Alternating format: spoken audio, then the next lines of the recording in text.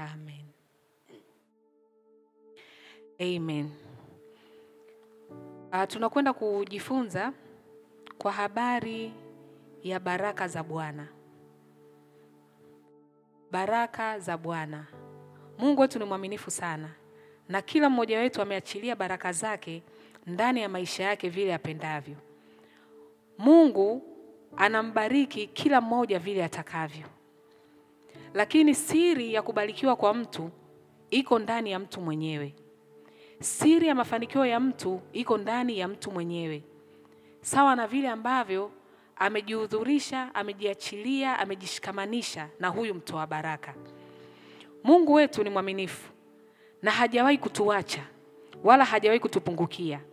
Kila itopo leo yeye yupo. Kila itopo leo yeye anafanya. Mungu wetu ni mwaminifu sana. Na baraka zake zipo katikati yetu.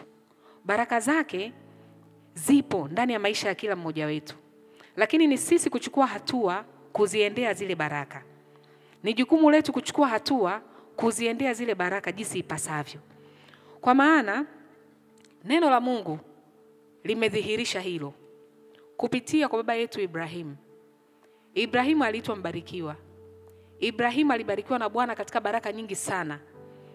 Na sisi kama watoto wa Ibrahimu, zile baraka zimeachiliwa kwetu. Kwa sababu sisi ni wana. Mwana siku zote anarithi kile ambacho baba yake anacho. Mwana siku zote anarithi kile ambacho kimeachiliwa kutoka kwa baba yake. Mwana hana cha kurithi nje ya baba yake. Baba akiwa maskini, mwana automatically atarithi umaskini. Akiwa tajiri, automatically atarithi utajiri. Swala la kuendeleza umaskini ama utajiri ambao mtoto amerithi kutoka kwa baba ama kutoka kwa mzazi ni swala la mtoto mwenyewe. Unaweza ukazaliwa familia maskini lakini ukaishi kitajiri. Na unaweza ukazaliwa familia ya kitajiri ukaishi kimaskini. Kwa sababu tu ya kushindwa kuziendeleza zile baraka. Mtoto yoyote yule ambaye anapata mafanikio yaliyo bora ni yule ambaye anachukia ile hali ya urithi wa kimaskini kutoka kwa wazazi wake. Tunayo historia ya watu wengi ambao wameishi maisha ya kimaskini ama hali duni, tutumie hilo neno, hali duni katika maisha ya familia za kwao, lakini yeye anakuja kuchipuka anakuwa tajiri wa familia kwa sababu tu ameikataa ile hali.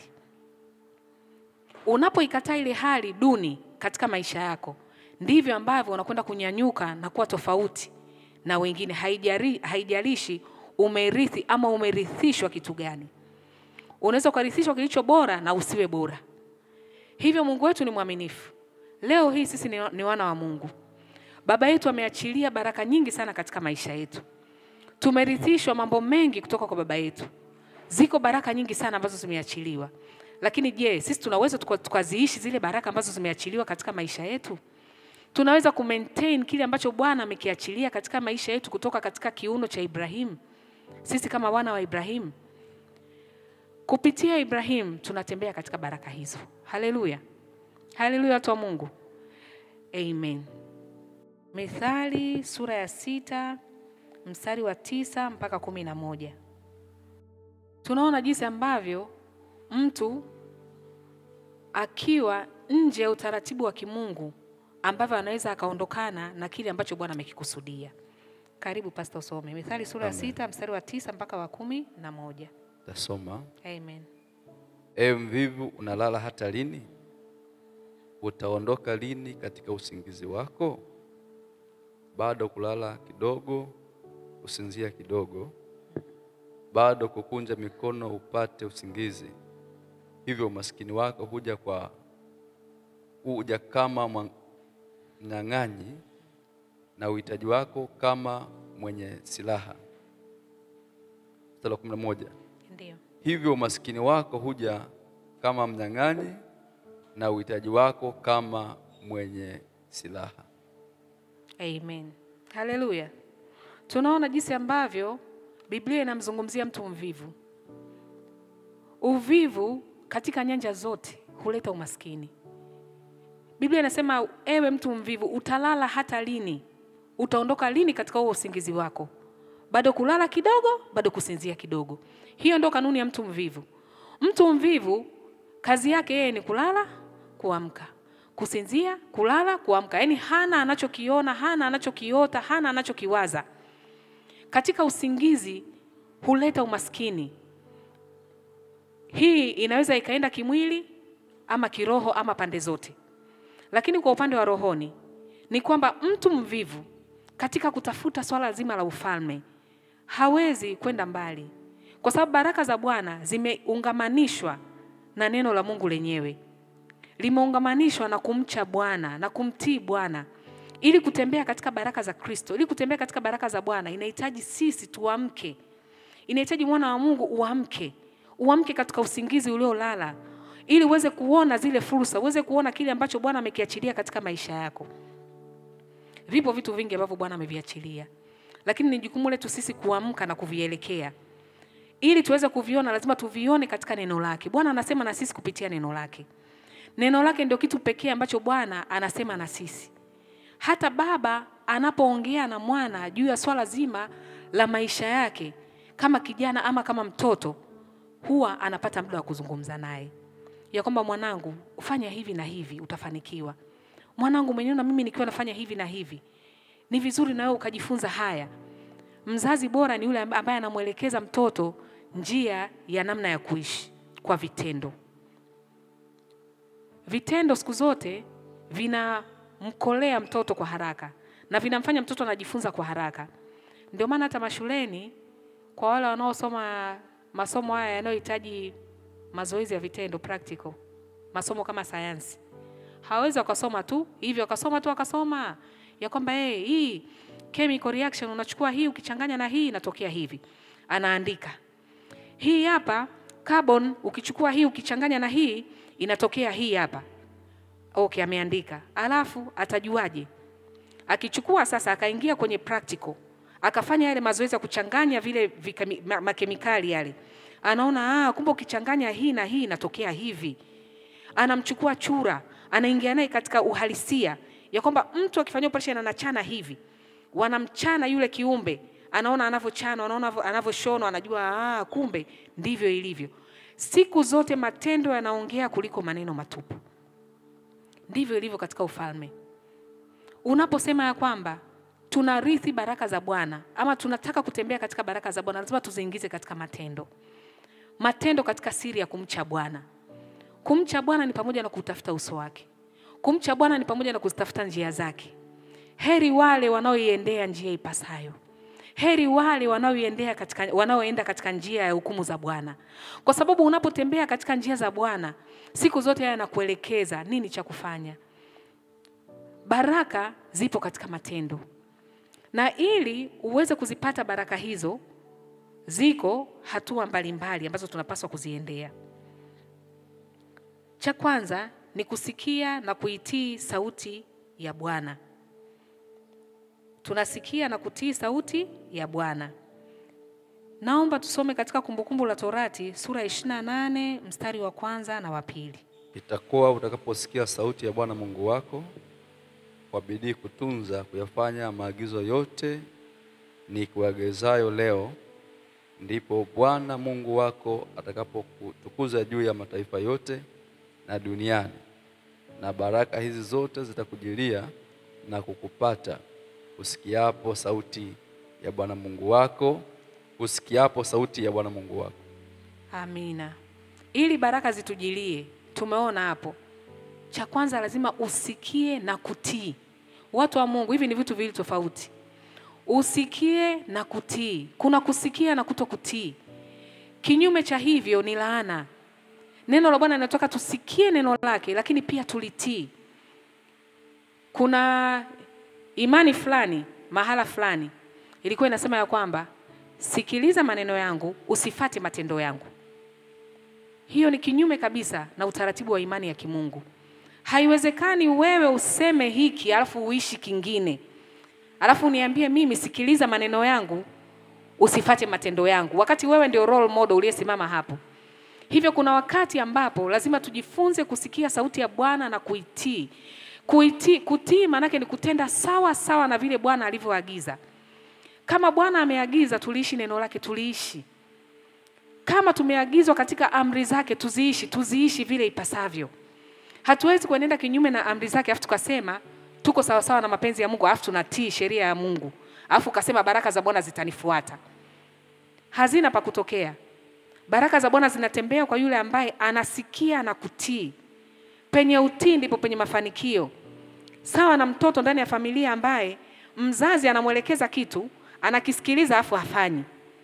Ndio maana wazazi wengine wanakwenda mbaya, anashika, anapiga, anabutua mpaka anavunja mpaka mikono na hivyo. Kwa sababu tu mtoto hajatii. Sasa isiwe kwa upande wa kimungu. Mungu akisema afu tusipotii akaamua kutuadhibu, kwa sababu Biblia inasema kwamba usimnyime mtoto wako mapigo. Mapigo yapo. Lakini sio kila jambo linalotokea kwenye maisha ya mwanadamu ni pigo. Lakini tunazungumzia kwa habari ya kusikia na kutii. Bwana amesema mangapi katika maisha yetu? Je, tunayaishi vile ipasavyo? Bwana amesema mangapi juu ya maisha yetu? Je, tunatembea katika njia zake? Tunatembea katika mstari wake? Sawa sawa na neno lake linavyosema, heri mtu yule asiyekwenda katika shauri la wasio haki. Unasikia, unatii. Je, unatembea katika njia ya wale wenye haki? Neno la Bwana ni dhahiri. Na siku zote Bwana analitimiza neno lake. Na analiheshimu sana neno lake. Kila neno lake linavyosema, Bwana analiamini. Yaani Mungu analiamini sana neno lake alilolisema. Unajua kuna wakati mtu unasema neno lako kutoka wewe mwenyewe kinywani mwako, alafu wewe mwenyewe ulisema hujiamini. Unasema lakini nimesema tu. Yaani ya kwamba huna uwezo wa kutekeleza kile ulichokisema. Lakini sio Mungu. Kila ambacho Bwana anakisema lazima kitimilike. Kila kitu ambacho Bwana anakisema lazima akitimilize. Kwa sababu ndivyo neno lake lilivyo. Na ndivyo neno lake linavyosema. Yeye ni Mungu na siku zote atasimama kwenye nafasi yake ya uungu na wala hatokaa aseme uongo. Kwa hiyo ni jambo gani ambalo yeye amelisema katika maisha yako asilitimize? Na hakuna kilicho kigumu kwake. Kila jambo katika maisha yake kila jambo anachokisema Bwana juu ya maisha yako kinakwenda kutimia kwa sababu yeye ndivyo alivyosema. Na hakitakaa kibadilike. Uweza wa kimungu upo juu ya maisha yetu. Tunaishi kwa neema. Hatutembei kwenye baraka zake kwa sababu tuna uwezo wa kuziishi baraka za Kristo. Tunatembea kwenye baraka zake kwa sababu neema imeachiliwa juu ya maisha yetu. Na kama neema imeachiliwa juu ya maisha yetu, bila msaada wa Roho Mtakatifu, bila msaada wa neno lake, hatuwezi. Tunahitaji msaada wa kimungu kuweza kutembea katika baraka za kimungu. Haleluya. Haleluya watu wa Mungu. Amen. Lakini pia tukiangalia katika Waefeso sura ya 1 mstari wa 3. Atukuzwe Mungu Baba wa Bwana wetu Yesu Kristo, aliyetubariki kwa baraka zote za rohoni katika ulimwengu wa roho ndani yake Kristo. Amen. Atukuzwe Mungu Baba. Yaani jina la Bwana linatukuzwa pale ambapo unatembea katika baraka zake. Ametubariki kwa baraka zote za rohoni na mwilini. Hajaweka matabaka, hajaweka mgawanyo wa hizi baraka. Mwilini unabarikiwa na rohoni unabarikiwa. Hapo ndipo jina la Bwana linatukuzwa. Kwa sababu tu baraka zake hazikuwa na mipaka. Mungu hajaachilia baraka kwa mipaka. Ameziachilia katika upana wake. Na maamuzi ya kutembea katika baraka hizo ni ya kwetu sisi wenyewe. Jinsi utakavyotembea katika maamuzi ya kutembea kwenye baraka hizo yataathiri maisha yako yote. Maisha yako yaliyoko chini ya jua yanaathiriwa na maamuzi ambayo unayaishi katika baraka za Kristo. Utamtukuza ama utamnungunikia. Wana wa Israeli walinungunika. Wakasema Mungu, yuko wapi huyu Mungu wa Musa? Tumeletwa huku jangwani, tuweze kufia huku, tazani kule kwetu hakukuwa na makaburi. Musa, imekuwaje? Kwa sababu hawakuziona zile baraka ambazo Bwana aliziachilia. Watu wa Mungu tunaishi leo. Hatuishi jana, hatuishi kesho. Tunaishi leo. Hebu iangalie leo yako jinsi ulivyoianza. Kila siku yako ya leo iangalie unavyoianza. Unapoanza na Bwana, siku zote hakikisha unamaliza na Bwana. Usifanye vitu kwa kujiamini ya kwamba wewe unaweza. Usifanye vitu ya kwamba wewe ndiye ukamilifu wa mambo yote. Fanya kitu kana kwamba unamtumainia Bwana. Katika kumtumainia Bwana ndipo penye baraka zake. Katika kumtumainia Bwana ndipo palipo na majibu yetu. Majibu ya baraka zetu yapo kwa kumtumainia Bwana. Ukijiaminisha kwamba wewe unaweza sana, wewe ni mchapakazi sana, una nguvu sana nyingi za kufanya kazi, hivyo utafanikiwa tu, utatembea katika baraka kwa sababu ya uwezo wako wa kazi ya kufanya, hakika unatembea nje ya baraka za kimungu, na kinyume na hivyo unatembea kwenye laana. Siku zote tembea ukitambua kabisa ya kwamba unamhitaji Mungu katika maisha yako. Na katika kumhitaji Mungu lazima umpe muda wake. Siku zote mtu unayempenda utampa muda, hata kama ni dakika chache. Huwezi kusema unampenda mtu afu huna muda naye, hiyo sio. Lakini unapompenda Mungu utampa muda. Lazima uwe na muda wa kuongea naye, unajadiliana na Mungu wako, unamwambia Mungu, hii inakwendaje hapa Bwana. Ongea na Mungu kama rafiki, usiongee na Mungu kama mkwe. Ujue ninaposema mkwe, walio kwenye ndoa watanielewa. Mkwe ni mtu ambaye unakwenda na heshima ambayo nyingine hata sio ya kweli. Unasema huyu ni mkwe. Mama shikamoo, baba shikamoo. Ndio mama. Yani kuna ile unyenyekevu fulani hivi. Mkwe. Watu wa Mungu, Mungu wetu sio mkwe. Mungu wetu ni rafiki. Angalia jinsi ambavyo unaweza kuongea na mama mkwe ama baba mkwe, na jinsi ambavyo unaweza kuongea na rafiki. Rafiki kuna hali fulani ya kujiachia. Ndugu yangu, yani hata kicheko unachocheka mbele ya mkwe na mbele ya rafiki ni vicheko vipi tofauti. Kwa sababu rafiki ni mtu ambaye anakuwezesha kuufungua moyo. Unaweza ukafungua moyo vyovyote, ukaongea vyovyote, ukacheka vyovyote, ni rafiki. Ndivyo tunavyopaswa kwenda mbele za Baba. Kwa Baba unapokwenda ama unapokaa na kuimarisha ile mahusiano ya kutafuta zile baraka zake mbele zake, nenda kama rafiki. Kaongee na Baba kama rafiki. Jimimine, jiachilie, kuwa huru. Huyo ndio Baba yako, huyo ndio rafiki yako mpenzi wa karibu. Biblia inasema ya kwamba siwaiti tena watumwa bali marafiki. Yaani mtumwa ni mtu ambaye hajui bwana wake anachokifanya. Mtumwa ni mtu ambaye anaishi kwa kusubiri amri ya bwana wake. Aseme sasa leo tutakwenda kwenye shamba la mikonge. Leo tunakwenda kupalilia mahindi katika bustani ya gereza la wapi. Hivyo anatembea chini ya amri. Lakini rafiki anashare ideas na mtu wake wa karibu. Tuwe watu wa kushare ideas na Mungu wetu. Tupate muda na Mungu. Huwezi kupata muda na Mungu kama hauna penzi juu ya Mungu. Hapo kinakuja kipengele cha upendo juu ya Mungu. Unapotembea katika penzi na Mungu, moja kwa moja utamfanya kuwa ni rafiki. Yeye tayari ameshatufanya sisi kuwa marafiki. Haitoshi mtu kusema kwamba wewe kwanza leo utakuwa rafiki yangu nje ya matendo. Ameshatuambia kwa maneno. Sisi tunachukua matendo gani kudhihirisha kile ambacho Bwana amekisema? Lazima tuchukue hatua, watu wa Mungu. Tuwe watu wa kuziishi haki za Mungu na amri zake. Tuwe watu wa kuliishi penzi lake.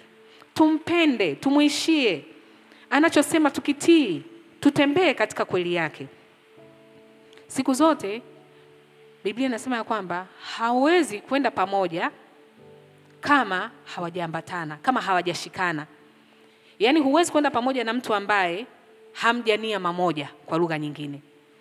Ili mtu awe rafiki yako lazima mnie mamoja. Muongee lugha moja, sauti moja, muwe na kitu kimoja, kuwe na common interest ambayo inaweka pamoja. Kwa Mungu wetu, penzi lake linatuweka sisi pamoja na yeye. Ametuachilia hiyo amri kubwa ya kwamba tupendane. Lakini juu ya hiyo tumpende sana Bwana. Unapompenda sana Mungu, na yeye anaona kwamba huyu ni wa kwangu, ataachilia vilivyo vya kwake juu yako. Ataachilia vilivyo vya kwake vyenye baraka juu yako. Ibrahimu aliahidiwa baraka zilizo nyingi sana, ambazo zingine hakuweza hata kuzihesabu kwa macho. Aliambia kwamba toka nje, angalia, unaona zile nyota, zihesabu. Inasema siwezi kuzihesabu. Basi hivyo ndivyo baraka zangu nimeziachilia kwako. Ndivyo uzao wangu ulivyoachiliwa kwako. Haijalishi Mungu amesema nini juu ya maisha yako. Maadamu amesema, kile ambacho amekuahidia kitakwenda kutimilika. Na Mungu anasema na maisha yetu, watu wa Mungu. Kila mmoja wetu hivi, Mungu anasema na wewe. Tulia tu, utaisikia sauti ya Bwana.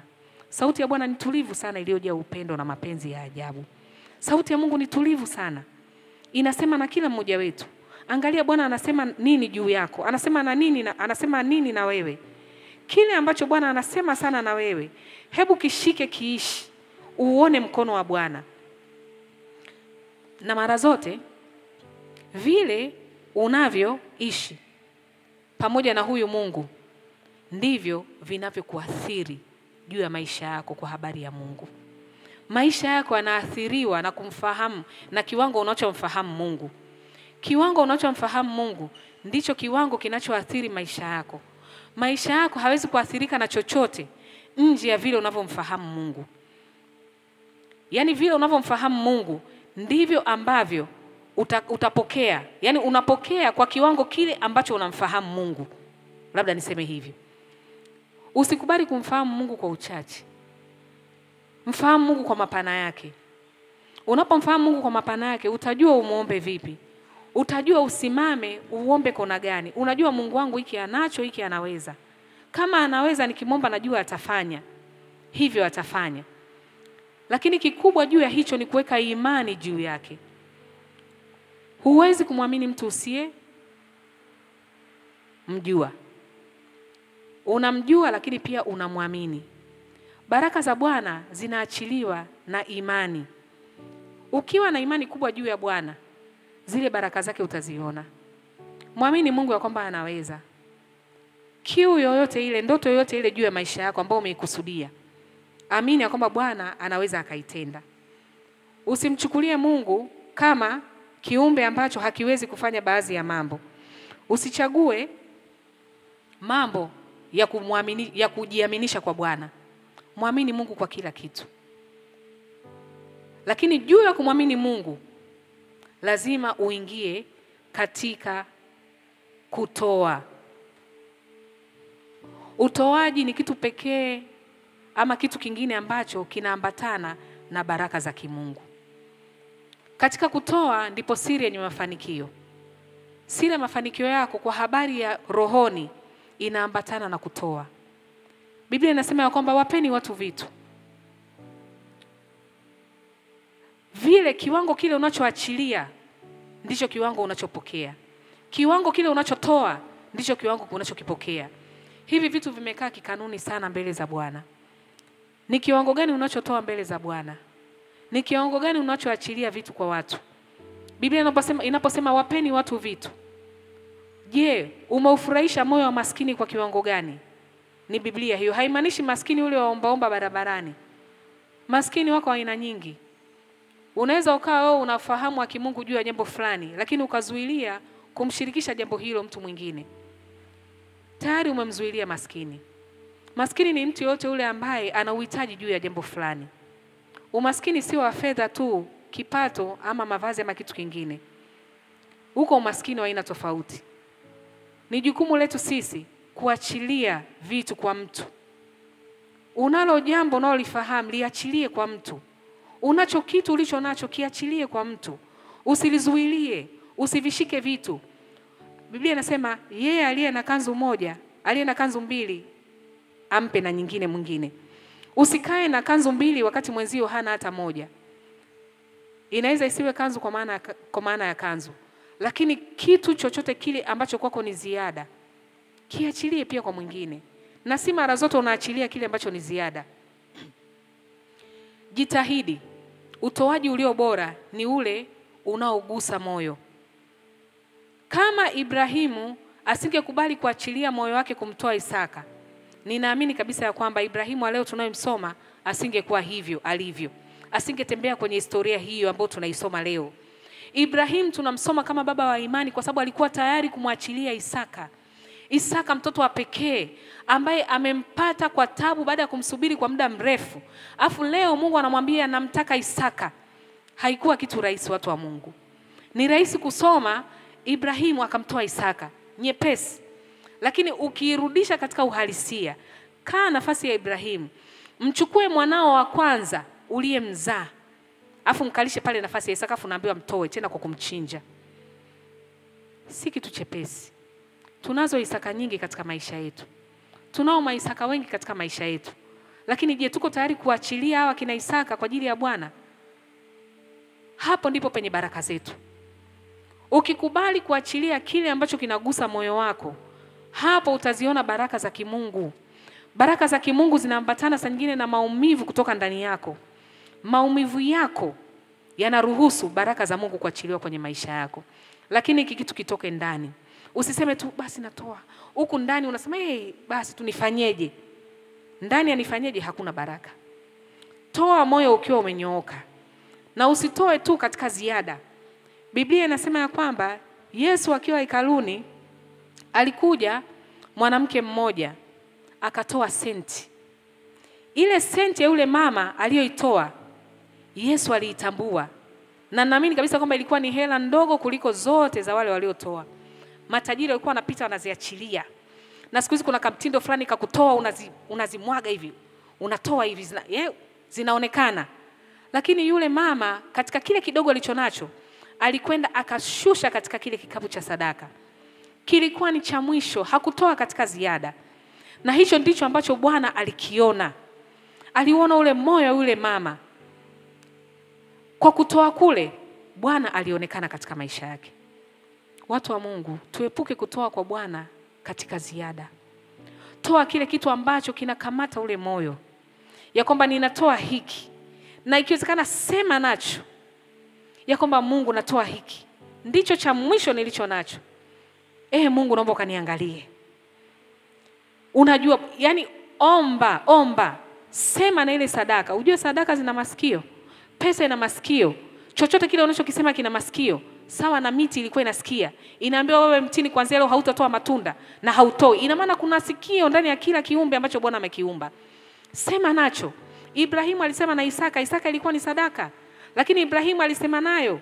Alitembea njia nzima anazungumza na Isaka. Isaka akiwa anauliza maswali. Maswali mengi, baba, kuni tunazo, moto tunao. Yuko wapi mwana kondoo? Ina maana sadaka inaongea. Lakini mwisho wa siku yule aliyekuwa anauliza yuko wapi mwana kondoo ndiye aliyekuwa sadaka. Na ndivyo ilivyo katika vile ambavyo tunavitoa mbele za Bwana. Kuna wakati vinaongea. Unaangalia kabisa bili za maji ziko hapa, umeme uko hapa, watoto shuleni, chakula vimeambatana, vimekushika. Ukiangalia ni kweli budget haitoshi, hela haitoshi, kweli havitoshi. Lakini sadaka iko pale pale. Unapotoa ile sadaka, unaisemea kitu gani? Sema nayo, inasikia. Na Mungu wetu ni mwaminifu. Kama Bwana aishivyo, ndivyo neno lake litakwenda kusimama. Kama Bwana aishivyo, ndivyo sadaka hiyo itakapokwenda kuzaa matunda katika maisha yako. Hakuna sadaka inayotolewa katika madhabahu ikaacha kutoa majibu. Hakuna sadaka inayotolewa katika moyo wa kupenda. Biblia inasema ya kwamba toeni, waambieni watu watoe, lakini watoe kwa moyo wa kupenda. Kwa hiyo kuna wakati mtu anatoa kwa sababu mchungaji ama mhubiri kasimama akasema toeni. Haya, nimeshika kikapu hiki. Kila mtu aje atoe. Haya, naangalia. Kwa hiyo unatoa kwa sababu mchungaji kashika kikapu. Ataangalia hela yangu. Ngoja tu nitoe 20,000, 10,000 ili mchungaji aone nimetoa. Hakika umepata thawabu ya mchungaji wako. Haleluya. Utapata thawabu ya yule unayetaka akuone. Lakini unapotoa kutoka ndani kama Biblia inavyosema, toeni kwa moyo wa kupenda. Utapata thawabu ya kimungu sawa sawa na vile ambavyo umetoa mbele za Bwana. Toa kwa moyo wa kupenda. Na hivyo ndivyo baraka za Mungu zinavyoachiliwa. Biblia inasema ya kwamba katika kutoa, yeye Bwana anamkemea yule alaye. Sio kwamba sisi tunamkemea Bwana, namkemea yule alaye. Biblia inasema kwamba yeye atamkemea yule alaye. Anayekula nini? Wewe ndio unajua. Afya, kipato, maisha, amani, furaha. Hivyo vyote taja chochote kile ambacho ni muhimu ama ni hitaji la maisha yako. Bwana atamkemea yule alaye. Tutoe kwa moyo wa kupenda ili baraka za Bwana ziendelee kuachiliwa katika maisha yetu. Haleluya watu wa Mungu. Haleluya watu wa Mungu. Amina. Na naomba tusome katika Mwanzo sura ya 12 mstari wa 1. Bwana akamwambia Abraham, toka wewe katika nchi yako na jamaa zako na nyumba ya baba yako, uende mpaka nchi nitakayokuonesha, nami nitakufanya wewe kuwa taifa kubwa na kukubariki na kulikuza jina lako, nawe uwe baraka. Nami nitabariki wakubarikio, naye akulaanie nitamlaani, na katika wewe jamaa zote za dunia watabarikiwa. Amina. Ibrahimu anaambiwa na Bwana. Hapa ndipo nilipotangulia kusema ya kwamba lazima tuwe na muda na yule tumpendaye. Ukiwa na muda, yeye atasema, wewe utasema. Kuna mahala Ibrahimu alikuwa anaongea na Mungu. Anaambia Mungu, iko wapi ile ahadi ambayo uliisema juu ya maisha yangu? Lakini Mungu pia kuna wakati anasema, anaambia ondoka katikati ya jamaa zako mpaka nchi nitakao kuelekeza. Kuna mahala unahitaji kusikia tu Bwana akuelekeze ufanye nini. Ukifuata maelekezo ya Bwana utaziishi baraka zake. Anasema ya kwamba nitakufanya wewe uwe baraka. Kitu kingine kinazaliwa ndani ya baraka za kimungu. Haleluya.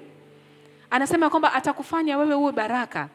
Kwa hiyo kuna mahala panafika, sio tena sisi kutembea kuishi baraka za Mungu, bali sisi tunabadilika, tunakuwa baraka juu ya wengine. Kanuni ya kimungu inatembea kwa mfumo huo. Inatembea kwa namna hiyo. Kuna mahala wewe unabadilika, unakuwa baraka. Yaani hauwe mbarikiwa tena, unakuwa baraka. Yaani wewe kama wewe ndio baraka. Sawa na bomba la maji. Bomba la maji likifunguka, ama mahala ambapo maji yanapita, kuna mahala unyevu unabaki. Ule unyevu unaobaki unaathiri wengine. Ule unyevu unaobaki katika lile bomba unaathiri wengine. Kuna kiumbe kitapita pale, kitagusa yale maji, kitakata kiu. Kuna mtu mwingine utafungua bomba, utajaza ndoo, utapata maji ya kunywa, utakata kiu. Kwa hiyo kitendo cha yale maji kupita, yale maji ndio baraka. Sasa wewe ndio umegeuka, umekuwa yale maji. Unabariki wengine. Hauwi tu tena maji, bali unakuwa ni zaidi ya maji, kwa sababu unaachiliwa katika matawi na matumizi tofauti. Haleluya. Yaani sisi tunageuka, tunakuwa baraka. Mungu akikupa pesa, akikupa shilingi 10,000, amekugeuza wewe kuwa baraka. Umebarikiwa, lakini sasa na wewe umekuwa nani? Baraka. Kuna mtu mwingine atakuja pale na uhitaji. Yaani na shida shilingi 2,000 tu, nikanunue kitu fulani jamani, watoto wapate tu hata unga tu wa uji. Je, hujageuka kuwa baraka? Kwa hiyo unabarikiwa, lakini mwisho wa siku wewe unageuka unakuwa baraka. Baraka za kimungu ndivyo zilivyo. Haziishii kwako tu. Baraka za kimungu haziko katika muundo wa kibinafsi. Ukiona bado unaishi katika maisha ya wewe tu, basi ujue bado haujaanza kutembea katika baraka za kimungu. Na baraka za kimungu hazina utaratibu maalum. Mungu anaachilia vyovyote atakavyo. Haina ya kusema kama vile ninafanya kazi tarehe 1 mpaka 30, mwisho wa mwezi napata mshahara. Hiyo ni kanuni ya kazi ya kuajiriwa kama kawaida. Kwa hiyo unaishi ukijua mwisho wa mwezi napata mshahara. Hatuwezi kusema ule mshahara ni baraka. Ile ni kazi tu, ni malipo ya kazi. Lakini baraka za kimungu zinaachiliwa wakati wowote vyovyote. Ndio maana kuna wakati unaweza ukakaa ukashangaa, huna chochote, mara inatokea mtu anakupa kitu, mara kinatokea tu kitu katika mazingira fulani, mara mtu kakuletea kitu fulani, mara tu unaona muamala hivyo. Baraka za kimungu zinakuja katika utaratibu wake. Mungu mwenyewe anajua namna anavyoziachilia. Maadamu ameona kwamba wewe umekaa katika kumwamini yeye, umekaa katika kumtegemea yeye, umekaa katika kumtumaini yeye, yeye anaziachilia jinsi apendavyo. Kitu cha mwisho ni maombi na shukrani. Hebu tujenge utamaduni wa kuwa watu wa maombi na kumshukuru Mungu. Biblia inasema ya kwamba ombeni pamoja na kushukuru. Ina maana katika kuomba, mwisho wa kuomba ni kushukuru. Hata katika hali ya kibinadamu tu ya kawaida. Nikikuomba kitu, ukanipa, nisiposema asante, sidhani kama utajisikia vizuri. Unaweza kuona kama ni mtu wa ajabu sana. Ama mtu mwingine akikuomba afa asiposema asante, utamwona ni mtu wa ajabu sana. Maombi yanaenda na shukrani. Huwezi kupewa mbele za Bwana ama kwenda kumuomba Mungu jambo lolote halafu ukaacha kumshukuru. Nitoe mfano wa kawaida kabisa. Katika mazingira, hata kama hujapitia kwenye mazingira hayo ya kikazi utanielewa. Nakumbuka tulikuwa tunafundishwa shuleni. Iko kwenye ngazi zote, kuanzia shule ya msingi, sekondari mpaka huko. Unafundishwa kuandika barua ya kikazi. unaandika yahusu maombi ya kitu fulani. Utaandika pale, Diasa, ndugu naomba kupewa nafasi ya mwandishi sijui nini. Mwishoni kabisa wa ile barua, si mnajua kuna anwani, mwanzo wa barua, mwisho wa barua. Twende pale kwenye mwisho wa barua. Mwishoni huwa tunasemaje?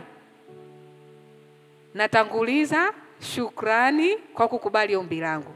Ama asante kwa nini useme asante na ndio kwanza umeandika barua? Watu wa Mungu, mnaweza kuona kanuni za kimungu ni zile zile.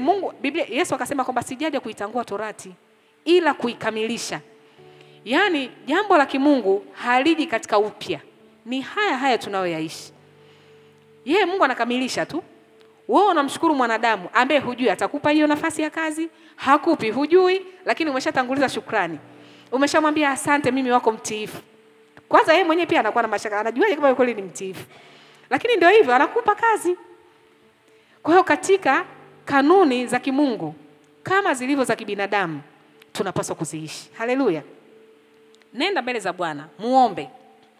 Umemuomba jambo lolote, umemaliza, mshukuru. Mwambie Bwana asante. Ninajua kwamba unatenda. Siku zote Bwana unasikia. Najua unafanya na utafanya hivyo. Nenda kwa imani. Unapomwamini Mungu, yeye anatenda. Kitendo cha kuomba na kushukuru ni kitendo cha kuonyesha unamtegemea. Kinaonyesha utegemezi. Huwezi kumtegemea mtu kama haumwamini. Hivyo unapomuomba mtu ama unapomuomba Mungu jambo, ina maana umemwamini kwamba Bwana anaweza.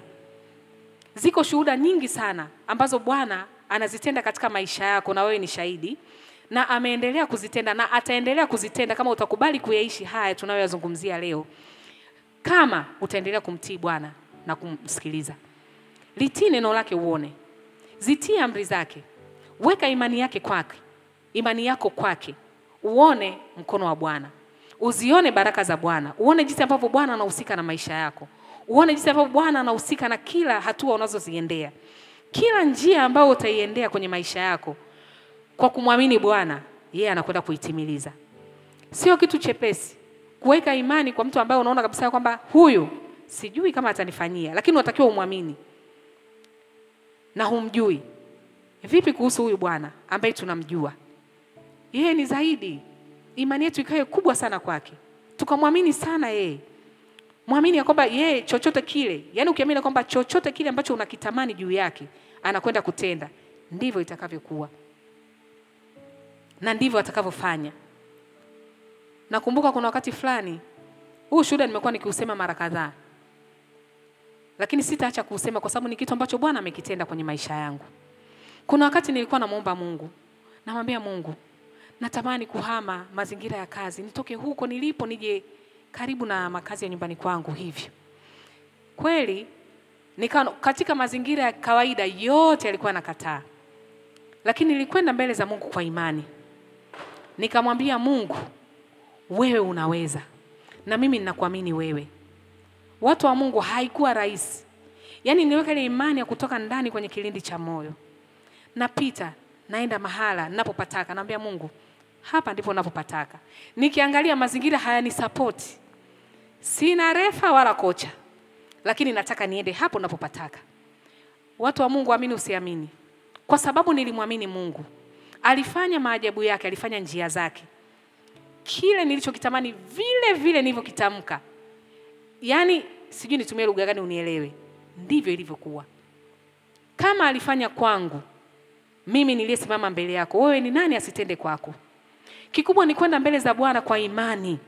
Jinsi utakavyomwamini Mungu, ndivyo atakavyokutendea. Weka imani kubwa. Yaani usiangalie ukubwa wa kile unachokitamani. Usiangalie ukubwa wa kile ambacho unakitamka mbele za Bwana. Uangalie ukuu na uwezo wa Bwana juu ya kile ambacho unakitamka. Haleluya, watu wa Mungu. Amina. Basi naomba tusimame.